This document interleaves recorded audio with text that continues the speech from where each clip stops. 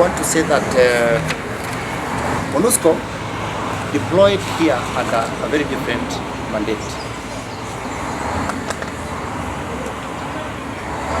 As opposed to the East African Regional Force. And the East African Regional Force is an intervention force. It's not a peacekeeping force.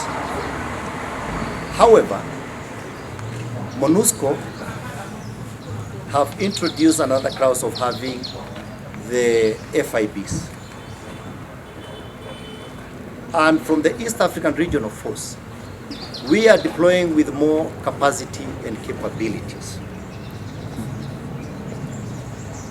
so that we are able to undertake operations as the situation may dictate. On the question of whether we are going to fight the M23, I want to be very clear here. I've said that the heads of state approved 3 tracts. And the first priority was the political process. Currently, we have Luanda and Nairobi process. Sometimes, war does not necessarily bring peace. You have to pursue diplomacy.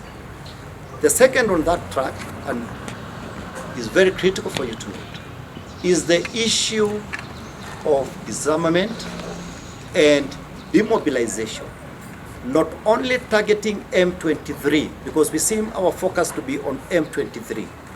We have over 120 armed groups within DRC. And they have instigated significant degree of insecurity.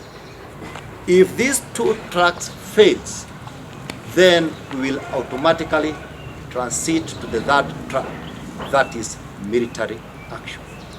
That one is very clear in our mind.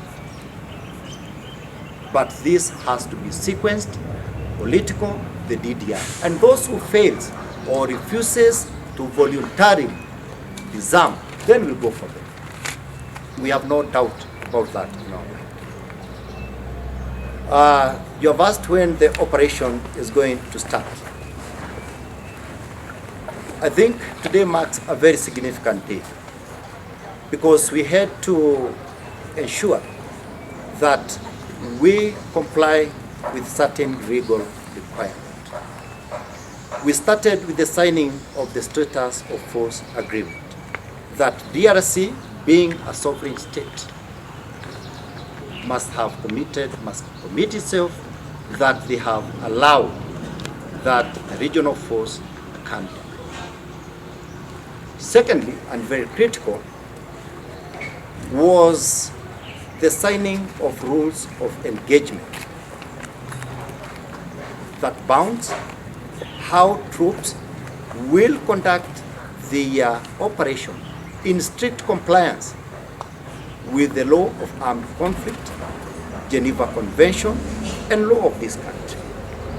For a country like Kenya, we had to go through the process of ensuring that we have the parliamentary approval, because we believe in the Constitution, and that's what the Constitution of Kenya dictates.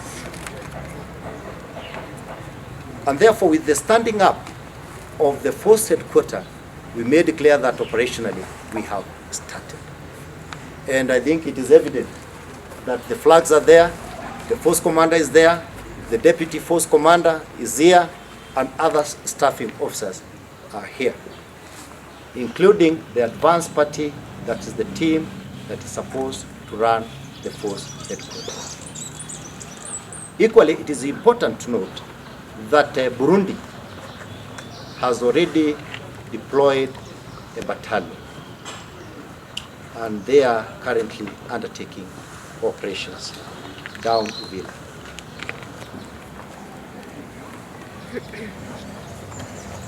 For the next batch.